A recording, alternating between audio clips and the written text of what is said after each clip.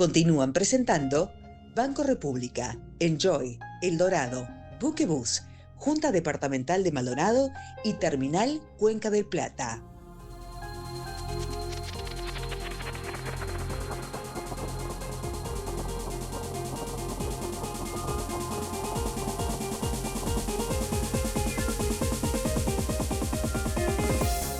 Bien amigos, y damos los buenas noches, la bienvenida una vez más a Punta Política del director de Equipos Consultores, de nuestro amigo Ignacio Suaznavar. En esta oportunidad, por sus compromisos y uno inminente que va a ser un viaje al exterior, lo tenemos a través de un Zoom que hemos preparado. Buenas noches Ignacio, ¿qué tal? ¿Cómo te va? Buenas noches, Guillermo, ¿cómo estás? Un placer estar nuevamente con ustedes por aquí, esta vez lamentablemente en forma virtual. De todas formas, sos más que bienvenido y por supuesto el agradecimiento. En estas encuestas que veíamos el jueves pasado, antes de la veda electoral, diría que todos, con algunas pequeñas variaciones, todas estaban dentro de lo que era el margen de error, lo cual más algunos destacaban que era un empate técnico, otros decían que, bueno, que había aumentado la intención de voto en los últimos días Álvaro Delgado, lo cual también mantenía la incertidumbre. Otros estaban hablando de una situación de incertidumbre muy compleja, pero en definitiva las cuatro daban ganador, y fue lo que dijimos el jueves pasado, a Yamandu Orsi como el gran favorito para ganar, lo que se confirmó en las urnas. Y esas diferencias de ese empate técnico estaban dentro de ese margen de error. ¿Cuál es la primera lectura que hace Equipos Consultores, haces tú con respecto a lo que se decía previamente y lo que se dio en las urnas? Bueno, Guillermo, mira, yo creo que más allá de de mirar solo los últimos números, que obviamente el análisis es el que vos decís, la verdad que si uno analiza todo lo que ha dicho el sistema de encuestas desde hace por lo menos un año y medio, el análisis era muy coincidente en señalar que el escenario era competitivo, que era un escenario parejo, con leve ventaja a favor del Frente Amplio. Esa era básicamente nuestra conclusión de todas nuestras encuestas, por lo menos desde mitad de 2018, mucho antes de saber quiénes eran los candidatos, mucho antes de ver las campañas, porque eso era lo que indicaba nuestro análisis estructural, en el sentido de entender que había una corriente de cambio favorable al Frente Amplio que tenía una fortaleza relativamente importante en las intenciones de voto, pero que también había una corriente que se oponía a ella, que era la corriente de la continuidad, que estaba dada por los buenos números de la evaluación de gestión de gobierno, por los buenos números de la conducción económica, y que no iba a ser una elección sencilla para el Frente Amplio. Iba a ser una elección efectivamente competitiva, como fue hasta el final. Se dan ciertos resultados paradójicos. Primera vuelta, 3,5 puntos por encima, la suma de los partidos de coalición de gobierno por sobre el Frente Amplio. Segunda vuelta, 4 puntos de diferencia, el Frente Amplio por sobre la coalición multicolor. Pero al final, la gran pintura que nos deja esta elección es la que efectivamente las encuestas venían mostrando, no solo hasta el último jueves, punto más, punto menos, sino mucho más allá a lo largo de todo el periodo electoral. Bien, Ignacio, pero uno en estos días, sin duda como te habrá pasado a ti, como nos pasa a todos, que es el tema, yo creo que es una opinión personal, pero por lo que uno percibe y recibe, se ha puesto, digamos, con mayor temperatura y mayor énfasis el tema político electoral, prácticamente llegando al balotaje y terminado el balotaje con referencia a lo previo, ¿no? O sea, es un tema que, bueno, que se lo dejo a los sociólogos justamente, ¿no? Ahora, como tú decías, no era una elección fácil para el Frente Amplio. El presidente de la República termina con una aprobación superando el 50% de aprobación, que incluso supera a Tabaré Vázquez, a José Mujica, etcétera, etcétera. ¿No es así? Entonces, la primera pregunta que uno hace, que obviamente que está relacionado con que si sumábamos la coalición republicana, al término de la primera vuelta había una ventaja en términos redondos de 90.000 votos, y en esta segunda vuelta el Frente Amplio le gana a toda la coalición republicana sumada por 95.000 votos. Te quiero desglosar estas dos preguntas. La primera pregunta es, ¿qué fue el factor fundamental que desde tu punto de vista, en tu medición de opinión pública, se refleja en esa situación de que el electorado decidió revertir con estas situaciones que estamos destacando el resultado del domingo. Bueno, sí, nunca hay un factor solo, Guillermo. Yo creo que es una conjunción de factores. Obviamente, Hay algunos elementos que son más estructurales. En Uruguay, una regularidad que ha establecido y descrito bastante bien Adolfo Fito Garcés, por eso se le denomina la regularidad Garcés. Ejercer el gobierno tiene costos para los partidos que están en el gobierno. Y en este caso uno podría decir también para la coalición que está en el gobierno. Incluso los gobiernos que fueron muy bien evaluados al final de los mismos, del primer gobierno de Tabaré Vázquez y el gobierno de José Mujica, por más que retuvieron el gobierno, perdieron votos respecto a la elección anterior. Entonces hay algo de que, por más que los gobiernos sean bien evaluados, en este caso por algo más de la mitad de la población, también es cierto que hay ciertas insatisfacciones que se generan, producto de que los uruguayos tenemos expectativas altas sobre cómo queremos vivir y es difícil para los gobiernos llegar a satisfacer todas las expectativas. bien, Entonces, si me tener un disculpas, presidente con una Ignacio, alta aprobación no significa necesariamente todo eso se traslade de manera directa al voto. pero si me disculpas, cuando analizamos esto antes de la primera vuelta aquí contigo, decíamos que uno de los paradigmas en el Uruguay se iban a caer. Y uno de ellos era que hasta el momento, en la historia electoral del país, cuando termina un gobierno, un presidente con un alto porcentaje de aprobación en la medición de opinión pública, el candidato y el partido de quien va a dejar el gobierno, pero termina de la forma que termina Luis Lacalle Pou, no pierde, su candidato, su partido no pierde la elección, y ese paradigma se cayó. O sea, Álvaro Delgado, que no era el candidato del Partido Nacional, se transformó en el candidato de la coalición republicana, por cómo hoy está estructurado el mapa político del país, se cayó este paradigma. Sí, decíamos que antes de la primera vuelta había uno de los dos reglas se iban a romper, ¿no? O el Frente Amplio iba a perder teniendo más del 40% de la intención de voto, que era una anomalía, siempre que el Frente Amplio había estado ahí había ganado, o el oficialismo iba a perder teniendo una aprobación más del 40%, de hecho más del 50%, como tú decías, de la gestión del gobierno. Al final, la moneda en el aire cayó de este lado, digamos, en segunda vuelta, y termina definiendo el resultado. Después, por supuesto, que también hay factores estructurales que hacen a la cuestión. En Uruguay volvemos a constatar un país dividido en dos bloques de tamaño muy similar desde hace ya 20 años, esto no es novedad.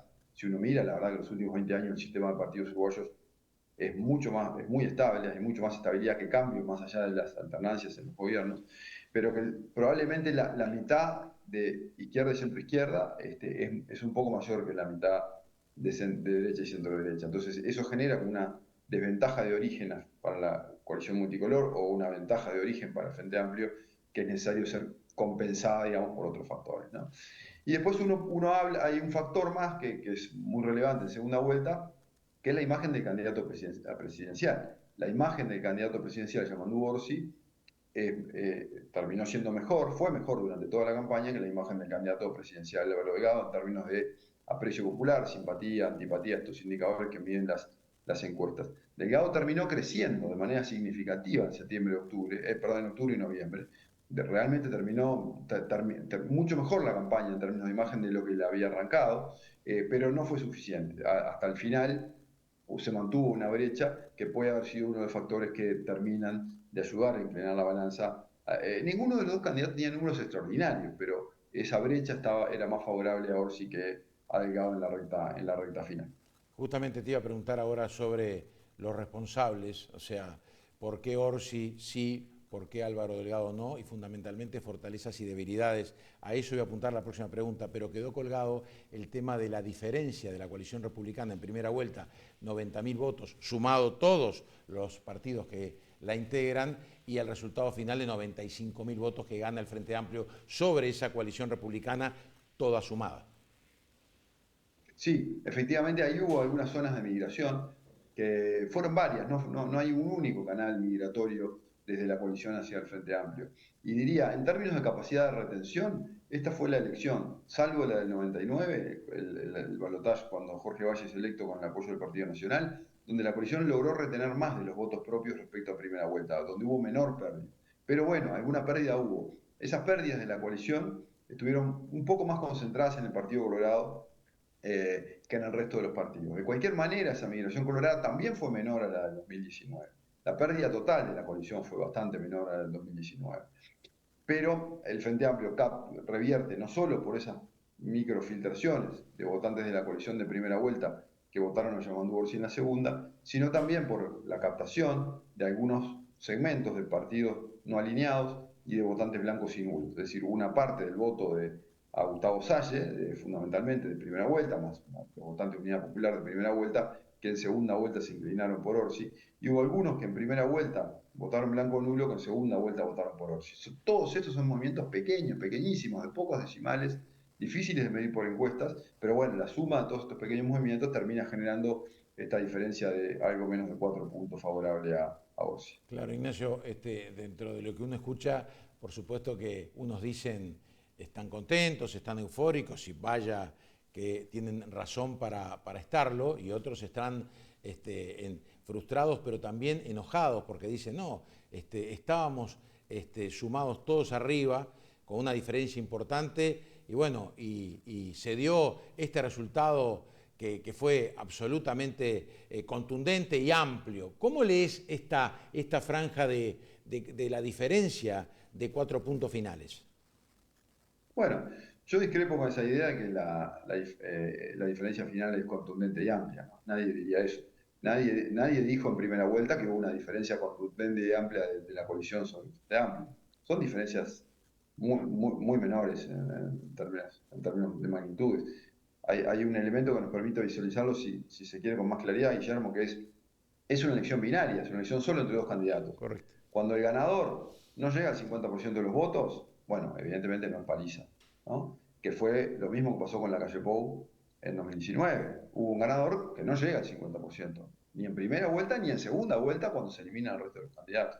Y ahora vuelve a ocurrir que el ganador, el presidente electo, es presidente electo con menos del 50% de los votos, cosa que es una anomalía en los regímenes de segunda vuelta, porque están hechos justamente para que los presidentes ingresen con una legitimidad mayor que les confiere ser electos por una mayoría de la población. Son diferencias pequeñas, tanto la que tuvimos en primera vuelta como a favor de la coalición, como la que tuvimos en segunda vuelta a favor del Frente Amplio. Ignacio, vamos a hablar justamente de los personajes que estaban en esta elección binaria, como bien tú decís. Empecemos por el perdedor, Álvaro Delgado.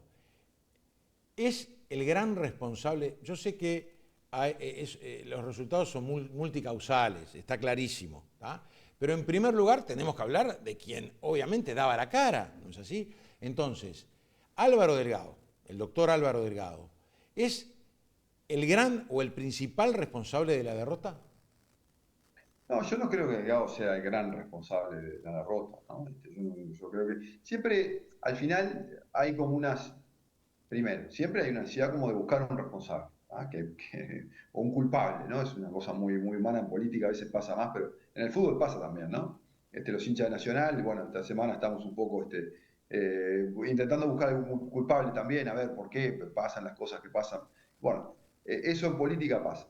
En segundo lugar, uno podría decir que sí, que en la medida que el candidato es el principal responsable de su campaña, es a quien le compete. Pero yo creo que a veces se exagera. Lo mismo creo que pasó con Daniel Martínez en 2019, cuando termina perdiendo esa segunda vuelta por una diferencia, aún por una diferencia pequeña con la calle Pou, hubo una primera ola de decir, bueno, el gran responsable de todo es Daniel Martínez, porque esto y lo otro. Bueno, está claro que los candidatos que pierden tienen algún costo en términos de reputación, pero yo creo que mi sensación, más desde el punto de vista de mi análisis, es que Delgado hizo la campaña que podía hacer, que era una campaña basada en la continuidad del oficialismo, que yo creo que fue una campaña correcta. Yo creo que fue una campaña que termina mucho mejor de lo que arranca. Yo creo que ahí lo que podemos denominar como el factor tendencia es relevante. Delgado yo creo que llega a la primera vuelta bastante más debilitado en términos de lo que mostraban las encuestas en imagen y en términos del nivel de firmeza o contundencia que su imagen proyectaba. Creo que termina votando bien en primera vuelta y creo que termina en noviembre haciendo una buena campaña y creo que al final termina teniendo una buena votación porque no cualquiera recibe el apoyo del 46%, casi la mitad de la población para dirigir los destinos del país. Entonces, yo creo que es difícil o por lo menos a mí no me gusta analizar la política solo en términos de ganadores o perdedores, porque hay una vieja frase por ahí que dice, en política nunca nadie gana todo y nunca nadie pierde todo, y eso es posiblemente correcto. Fundamentalmente la pregunta, porque, a ver, yo no quiero caer en el facilismo, decir, bueno, ahora con el diario del lunes. Bueno, sí, pero es obvio, se terminó un periodo electoral, hay un resultado, que podría ser mañana un resultado futbolístico, pero acá estamos hablando de algo mucho más relevante, que son los destinos del país, el destino de todos los uruguayos y cómo se dirimió. Entonces, uno puede ahora hacerse interrogantes que antes no estaban claros. ¿Por qué? Porque había que esperar los resultados, es obvio. Entonces, la decisión, por ejemplo, tras un resultado absolutamente sí, aplanador y contundente de Álvaro Delgado en la interna, cuando le gana a la economista Raffo y al senador Gandini del 70% de obtención de votos dentro del universo de votos del Partido Nacional, y cuando elige a la ex sindicalista Valeria Ripoll, y viendo lo que fue el desarrollo de la campaña y del resultado pero de la campaña, ese factor, por ejemplo, que fue una decisión absolutamente del candidato presidencial, y eso lo tenemos ultramente confirmado, porque muchos decían, no, que acá, que la calle, que esto, que el otro, no, y además esa noche también pudimos saber que sorprendió a propios y a ajenos, ¿no? Y no queremos centrarnos en esto de cómo fue también el ambiente que se vivió allí en la Casa del Partido Nacional en Montevideo, en la calle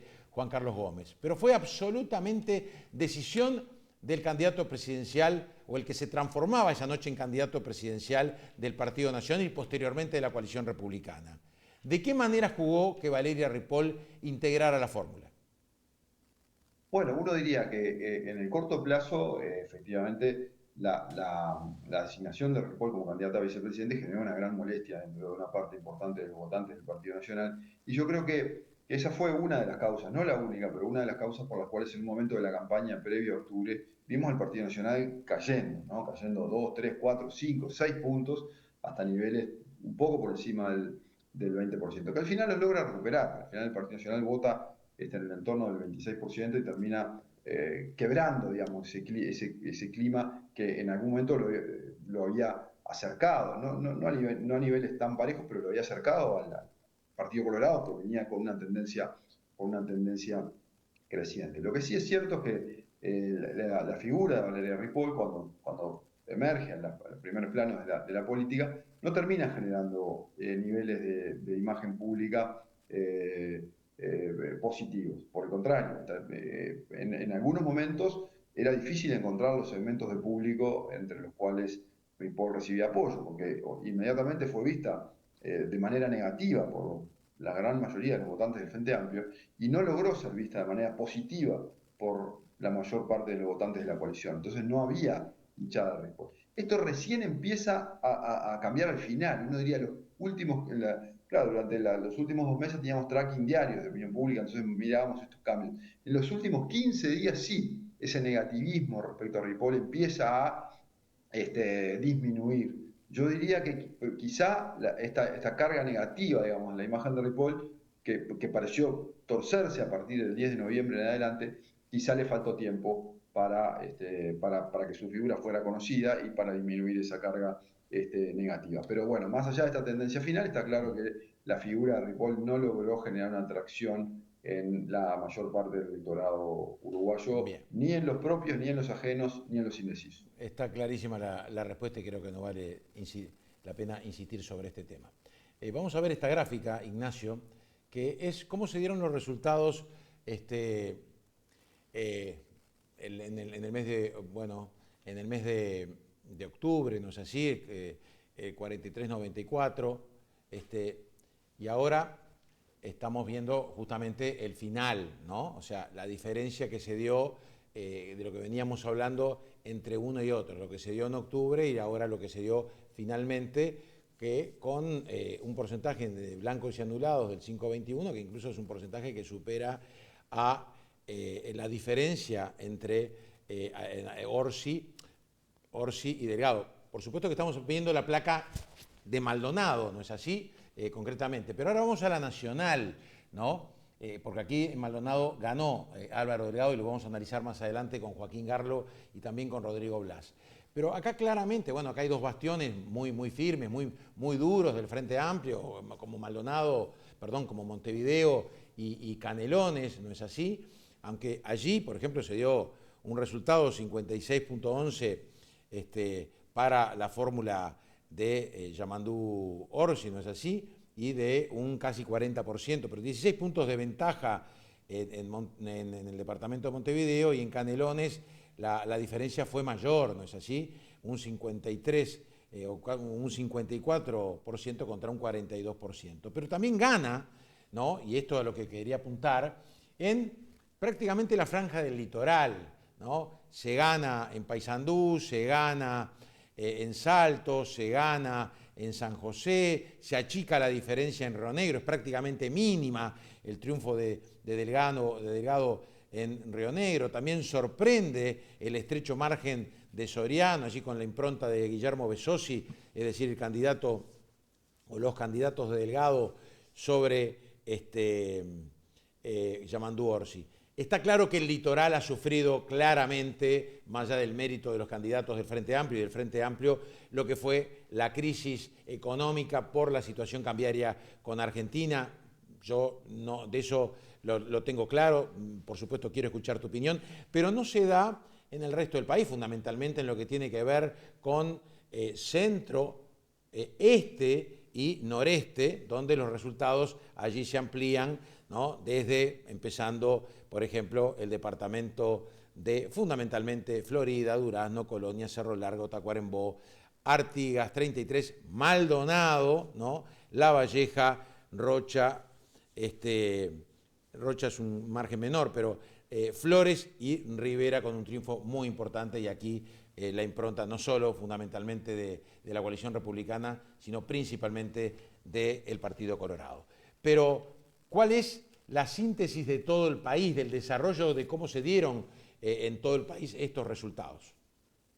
Sí, bueno, al final, cuando hoy hablábamos de estas migraciones de votantes de la coalición hacia el Frente Amplio en algunos segmentos, esto se da fundamentalmente en el interior del país. Y se da fundamentalmente en el interior del país y se da fundamentalmente, uno diría, en esos estratos bajos, estratos medio bajos y bajos de la sociedad, que fueron los que pueden haber sido afectados, como tú decías, Guillermo, por ejemplo, en la zona del litoral, bueno, más afectados en términos de empleo, etcétera, o de ingresos por los años de diferencia cambiaria con Argentina, ¿no? En esos segmentos, estratos bajos e interior, es donde el Frente Amplio parece haber recuperado más terreno, sobre todo comparando los resultados actuales con los de la elección del 2019, ¿no? Bien. Después hay algunos comportamientos curiosos, como el caso de Rivera. Tú decías recién que, lo decías bien, que Rivera tuvo un triunfo importante en segunda vuelta de la coalición multicolor sobre el Frente Amplio, pero también es un lugar de los lugares donde el Frente Amplio más creció Sin entre primera duda, y segunda vuelta. qué paradoja, ¿no? Sí, Casi sí, saca el 61% la coalición republicana, pero el Frente Amplio es correcto, es decir, aumentó sí. su porcentaje de votación llegando al 35 y ¿Y qué medio. es qué es lo que hay en Rivera? ¿Qué es lo que hay en Rivera? Muchos colorados, y justamente Bueno, el había muchos colorado cabildantes, Cabildo votó muy bien en la última elección en Rivera, ¿eh? en 2019 ha votado muy bien en Rivera y ahora no. Pero yo creo que esos frente amplistas cabildantes ya volvieron muy rápidamente al Frente Amplio, esa Claro, militancia, incluso el ¿no? Que Partido ahora tiene que ver Nacional en octubre perdió la banca en Rivera. Totalmente, totalmente, efectivamente. Entonces, es un departamento con un comportamiento muy particular, pero gruesamente podemos caracterizarlo de esa manera, ¿no? Es decir, en el interior y sobre todo en estratos bajos es donde se daba un Claro, crecimiento del Frente Amplio claro. mayor, y ahí podemos asociarlo con temas porque por más que el uruguayo medio estaba razonablemente satisfecho con la economía y los niveles del índice de confianza en la economía y todas estas cosas mostraban promedios muy buenos, en los promedios se ahogan los petizos, ¿no? Evidentemente algunos sectores de la población no estaban sintiendo el funcionamiento económico de la misma forma que el promedio.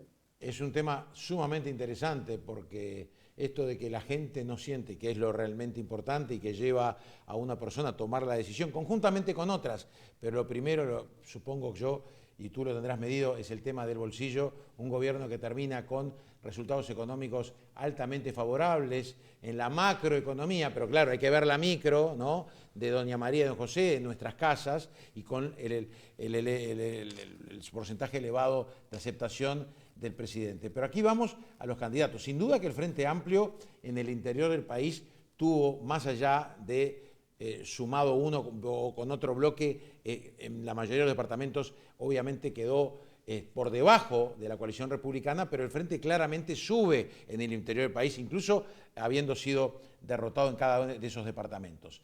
Ahora, la fortaleza ahora del presidente electo, Yamandu Orsi, ¿no?, que sin duda, comparto plenamente contigo, una persona mucho más cercano, más allá de las cualidades personales o los conocimientos de cada uno, disculpen, ahora, por encima de eso, ¿no?, yo digo una persona mucho más cercano. Pero hablemos ahora de los puntos fuertes, de las fortalezas, no solo del candidato, sino del Frente Amplio como partido, porque creo que en esta elección, es una interpretación mía, hasta dónde pesó el candidato y hasta dónde pesó el partido que apoyaba al candidato, ¿no? Sí, seguramente los dos. Así como en la derrota del 2019 uno puede decir que pesó más el partido que el candidato, o ambas cosas, ahora también uno puede decir que ambas cosas fueron relevantes. El Frente Amplio tuvo un proceso muy duro en 2019, las derrotas son duras. La coalición multicolor se enfrenta ahora a vivir algo parecido, ¿no? Con recriminaciones internas, con líos cruzados. Bueno, el Frente Amplio sale herido de aquel momento. Y luego viene un proceso de reconstrucción. En ese proceso de reconstrucción hay dos etapas, una etapa interna y una etapa externa. La etapa interna es reordenar el Frente Amplio. Desde ese punto de vista, Fernando Pereira, el presidente del Frente Amplio, tuvo un rol relevante, de a poco, con problemas, con idas y vueltas, pero ha tenido un rol relevante en el ordenamiento de lo que es la estructura institucional, digamos, del Frente Amplio, que le permitió de a poco ir saliendo hacia afuera. El Frente Amplio inició un programa, no sé si se acuerdan, hace ya 2 o 3 años, de El Frente Amplio Te Escucha, que es de ir a volcarse hacia afuera de la sociedad, a escuchar sus problemas, a escuchar sus demandas, para empezar a nutrirse y para empezar a aprender de lo que la sociedad veía que el Frente Amplio había hecho mal. Ese proceso del Frente Amplio Te Escucha es un proceso de manual de lo que debe hacer un partido político, sobre todo después de una derrota. Debería hacerlo siempre, pero más allá después de una derrota. Más allá de las facturas internas, que es la primera tentación humana, es ir a exponerse a los brazos porque los partidos políticos representan intereses ciudadanos. Deberían los partidos estar constantemente escuchando a los ciudadanos para ver qué es lo que les reclaman y por dónde mejorar. El Frente Amplio hizo ese proceso y llega mucho más fortalecido. Y encontrando un candidato, después de una interna, donde mostraba la interna del Frente Amplio candidato con 2 perfiles, un candidato más pragmático, moderado, centrista, dialogador, más parecido, digamos, a un uruguayo medio, y una candidata un poco más a la izquierda, un poco más contundente en sus formas, una ingeniera, digamos, con ideas claras y convincentes. El Frente Amplio termina optando por este candidato centrípeto más que centrífugo, y efectivamente yo creo que también ese perfil dialoguista, moderador de Orsi es uno de los elementos que terminan ayudando a la victoria del Frente Amplio en la recta final. Y yo creo que el Frente Amplio cuando más sufrió fue cuando en realidad tomó la decisión de que Orsi se mostrara poco, ¿no? Digamos, fue un momento de la campaña en septiembre-octubre donde fue muy cuidada las apariciones públicas de Orsi, bajo una estrategia donde el Frente Amplio lideraba las encuestas de no tomar demasiado riesgo. Después de un resultado en primera vuelta, donde la coalición supera al Frente Amplio, Orsi se libera más, digamos, se muestra más. Y yo creo que en ese remate final, más allá de que puede haber habido también algunos errores, creo que en las dos campañas uno puede detectar algunos errores en la recta final, ninguno extraordinariamente grave, pero bueno, no fueron campañas perfectas, pero Orsi se muestra más suelto y yo creo que vuelve a conectar con esa idea, digamos, del uruguayo medio, un perfil dialoguista, que creo que lo ayuda también a terminar teniendo esta victoria final. Bien, te hago la última pregunta, Ignacio, te liberamos y te agradecemos una vez más. Desde tu punto de vista, ¿qué puede esperar el ciudadano, qué puede esperar el país en función de lo que fueron los discursos de esa noche? Bueno, ahí obviamente prima la emoción, prima la alegría, prima la frustración, y la tristeza, ¿no? Son las dos puntas. Pero hubo mensajes, hubo palabras que se dijeron en estas últimas horas. También el presidente de la República recibió al presidente electo, lo va a acompañar ahora a la próxima reunión del Mercosur, ya se conoce quién va a ser o se reconfirmó al ministro de Economía, se confirma al gran articulador que tiene el Frente Amplio, yo diría el Movimiento de Participación Popular, que es Alejandro Sánchez, como secretario de la Presidencia de la República, el hombre de diálogo, el hombre de amalgamar lo que son las relaciones políticas, porque lo vimos desde la oposición actuando en el Parlamento Nacional y ahora lo veremos desde el piso 11 de la Torre Ejecutiva. También se hablaba mucho en la campaña de diálogo, mesas de diálogo. Hay temas estructurales que el país tiene que encarar. El primero de ellos, sin lugar a dudas, el tema de la seguridad, el tema del narcotráfico. Pero también sabemos que en estos días al Frente Amplio no se le está haciendo fácil.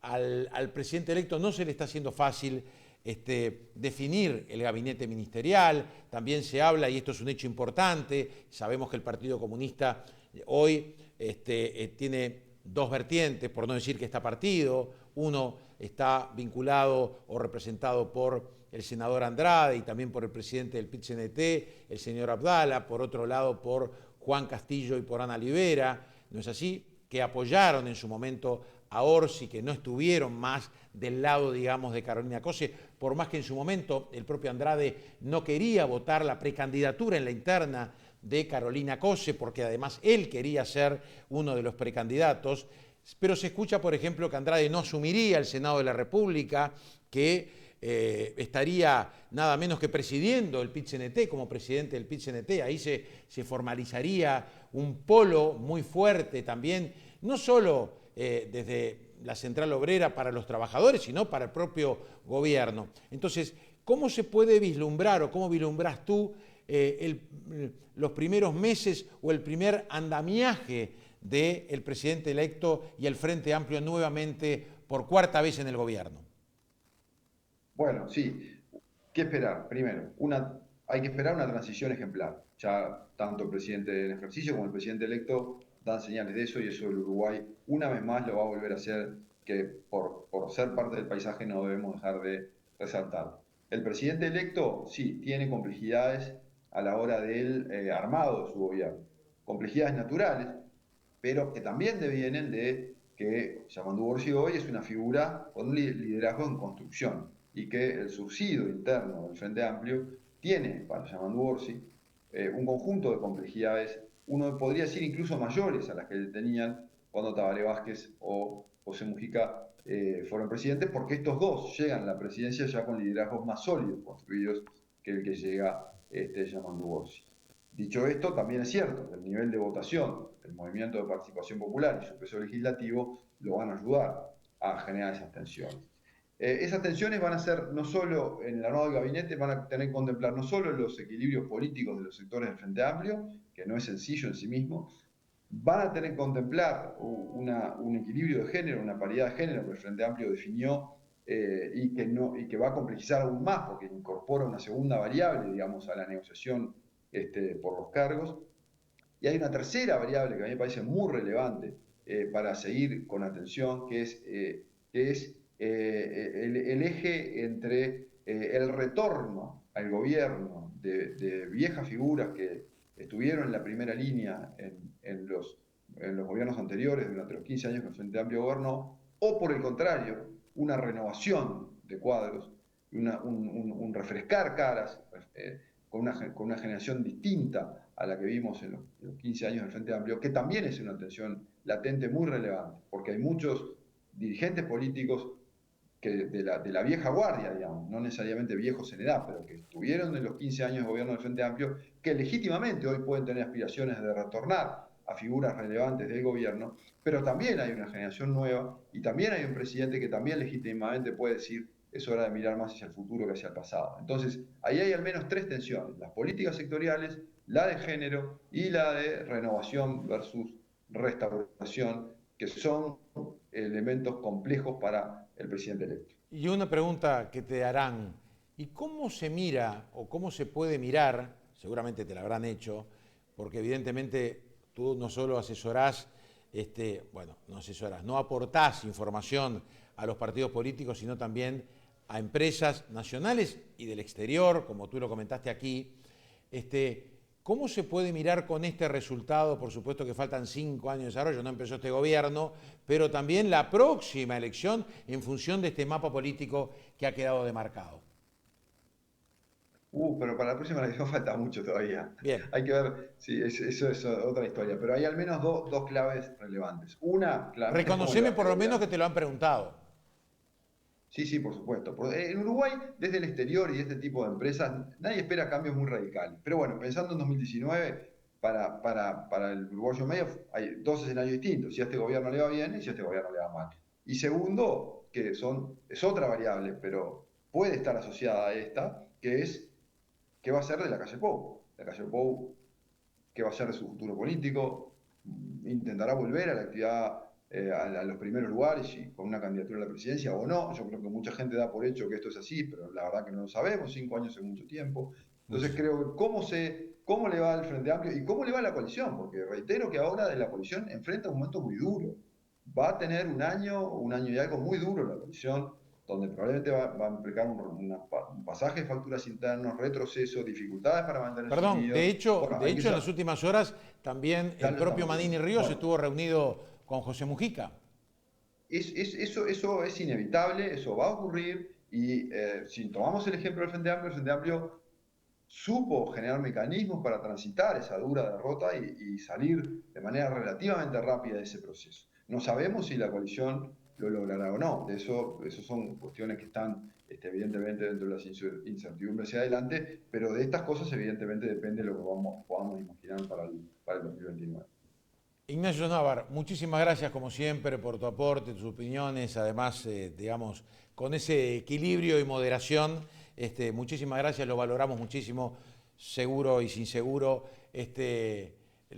porque es evidente, la propia audiencia tiene claramente un panorama con el equilibrio, reitero, porque me parece que es lo central, el equilibrio de un análisis como el que realizas tú y el que realiza Equipo Mori, al cual obviamente le damos las felicitaciones por el trabajo realizado en todo este proceso electoral, pero no te salvás de mayo, ya te estoy diciendo, y en función que lo dejamos pendiente eso, de cómo está jugando estas 3 instancias, fundamentalmente ahora se conoce, por ejemplo, aquí en Maldonado, que ya el Partido Nacional, que aparece como favorito por los resultados que ya se han dado, ha convocado a la convención para definir a él o seguramente obviamente van a ser los candidatos para el mes de mayo, pero llegado el momento lo estaremos conversando. Pero hoy nos quedamos muy tranquilos por el trabajo realizado. De hecho, hemos tenido a todos los precandidatos presidenciales. Tú decías lo de Orsi, que estaba de alguna forma en una estrategia de no hablar. Tuvimos realmente el honor y el gusto de recibir, fue la primera gran entrevista que dio, y larga entrevista que dio Yamandú Orsi aquí en esta punta política. También, por supuesto, tuvimos al candidato Delgado, como a los demás, ¿no es así? Pero me parece que el trabajo está cumplido y las felicitaciones, por supuesto, Ignacio, y buen viaje y buen trabajo de aquí para adelante también. Bueno, muchas gracias, Guillermo, un placer como siempre. Bien, amigos, Ignacio Sosnávar, director de Equipos Mori, una de las principales consultoras de medición, de opinión pública en esta punta política. Vamos a hacer la segunda pausa y vamos a entrar con los representantes justamente de los candidatos. En primer lugar tendremos a Joaquín Garlo. Joaquín Garlo actualmente es edil departamental, obviamente que la audiencia o gran parte de la población lo conoce, es un referente, pero además tiene nada menos que la condición de ser sobrino político del presidente electo, estará junto a nosotros y posteriormente tendremos a un representante de lo que fue la candidatura de Álvaro Delgado, el actual diputado Rodrigo Blas, para seguir compartiendo este análisis en este viernes 29, a menos de una semana del resultado electoral del balotaje en esta punta política. Ya venimos.